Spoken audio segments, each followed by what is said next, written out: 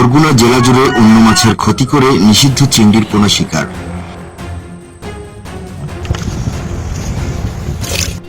মারা যায় বুঝিতে এটা আমাগুই ধরেন, এটা আমাগুই ভবিষ্যৎ, এইটা দিয়ে হইলে তো।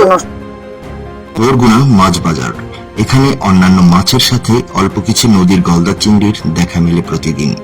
এসব গলদা চিংড়ি কেজি প্রতি 1000 থেকে 1200 টাকায় বিক্রি করা হয়। নদীতে পাওয়া গেলেও কেন বরগুনা মাছ বাজারে অন্য মাছের তুলনায় এসব গলদা চিংড়ি এত কম দেখা যায়? কি কারণে গলদা চিংড়ির এত দাম? আসুন জেনে দেখি। বিভিন্ন প্রজাতির মাছের পোনার ক্ষতি করে বরগুনা জেলার নদীতে নির্বিচারে চলছে গলদা চিংড়ির রেণু পোনা শিকার।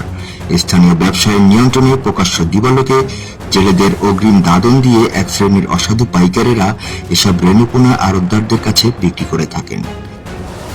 শত কত করে বেচেন? এখন 100 টাকা দেয় না, কম দেয় না, বেশি দেয়। হ্যাঁ আগে দাদন দেয় না, 10,000 দেয়, 15,000 দেয়।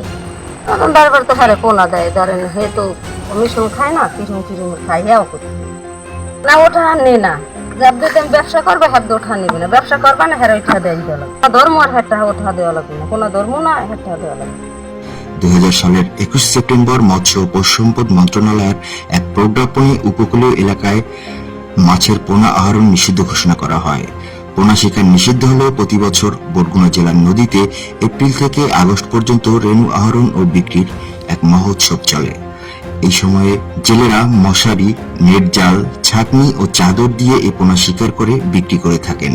প্রতিদিন গড়ে প্রায় প্রতি পাইকার জেলেদের কাছ থেকে 100 পিস রেণু 150 টাকায় কিনে আড়তদারদের কাছে 175 টাকায় বিক্রি করলেও আড়তদারেরা কত টাকা দরে দেশের বিভিন্ন স্থানে এসব পোনা বিক্রি করেন তা জানা নেই খোদ জেলেদেরও।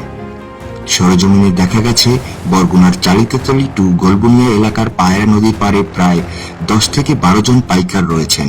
তারা কিভাবে এসব পোনা বিক্রি করেন এবারে আমরা সে বিষয়ে জানব। আমি এরকম স্বপ্ন আছি শুরু করছি দেখা গেলে হরিণ আর কি আমাদের পাইতে মাছ হয় না, টোটালি মাছই নেই। দামটা তো ছিল হাতে আই হইতো না তো, ওরে ভাই হ্যাঁ তোর কাছে কবে দিয়েছে সিস্টেমে হ্যাঁ না এবার বন্ধ কথা কমানো স্বপ্ন নাম রয়েছে এনা কথা ইয়ে করে তো শুরু করলাম 15 কেজি সবাই দিল নিজে 15 কেজি বন্ধু এরপরে স্বামী গেছি, এইবার এই আবুল, এবার মই, এবার মনির খা, মতি, আবুল বাসার, এইবার মাথায় গাজি ওই গাজের পোয়া আকাপার গাজের পোয়াটা 1585 তারিখে ফেরার তারিখে ফেরে এত খুদ হয় না, দাদন দেওয়া হইতে ব্যবসা বাণিজ্য হয় মনে করেন এরা খেয়ে টাকা দেওয়া লাগে, ব্যবসা বাণিজ্য হয়। জানলেরা মনে করেন বরগুনা যেমন আরবদারের ব্যবসা না, মাছ দুটি কিনতে দিন এখন দিয়ে দেয় না, মাছ দুটি ঠেকো দেয়, আবার ব্যবসায় না টাকা দিয়ে দেয়। মনে করেন টাকা দিয়ে জানলেরা ব্যবসা, এখন তুমি মাছও নাই, দরও নাই, বা হবে এখন পিড়িয়ে গেছি, ওই টাকা কম হয়ে গেছে, আর বেটারা খাই দিচ্ছি, পেটে দেয় করে জানলে আমারই কম। কয়জন? 8-10 জন হয়ে 8-10 জনের কত দিয়েছেন? ঠিক নেই, 10,000 15,000, আবার টানা দিলে 2,000 3,000 হয়েছে। কাহিনী ধরে মোরা মনে করেন বেশ মোরা কিনি ওই জায়গাটা টাকা ধরে দেয় দিয়া মোরা আবার মনে করেন বেশ চলে টুলু বেঁধে দিই। আপনারা জানলে কত করে কেনেন? ওরে ভাই আনে মা এখন মনে করেন জানলে কাটি 150 টাকা, মোরা বেশি 170 টাকা। এই ব্যবসায়ী সত্য কথা। আপনারা বেচেন কার দ্বারা?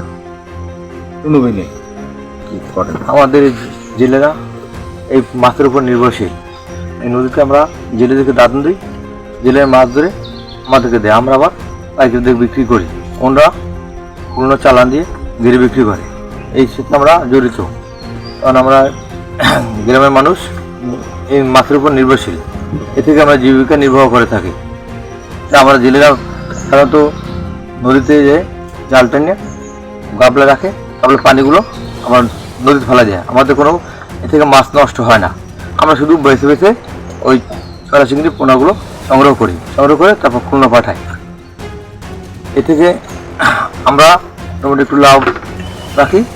তারপর ওই জায়গায় যারা পাইকার আছে তারা এর উপরে কিছু জেলেদের কাছ থেকে শত কত কেন এই যে একটু- আমরা জেলের কাছে এখন বর্তমানে 150 দিয়া 150 টাকা কিনি এবং 170 টাকা আমরা বিক্রি করি। আর আরবদার কত? আর ধরুন 2000 টাকা কি 2100 টাকা বিক্রি করে খুলনা নিয়ে। এবছর কত হাজারের মতো আমার এবছর 30,000 টাকা পর্যন্ত হয়েছে মাছ। কয়দিনে? এই হারো করে আজকে হলো, আবার কালকে বললো 20,000 10,000, এরপর আবার কোন মাছ থাকবে না 2-3 দিন পর। তাহলে আজকে কালকে মাছ হয়েছে আমার 4,000 মাছ হয়েছে, আজকে ধরে হয়তো 8-10,000 হইতে পারে, এইরকমের হয়তো 20,000 হইতে পারে, কিন্তু সবসময় মাছটা এরকম পড়ে না, হঠাৎ করে একদিন একটু বেশি পড়ে।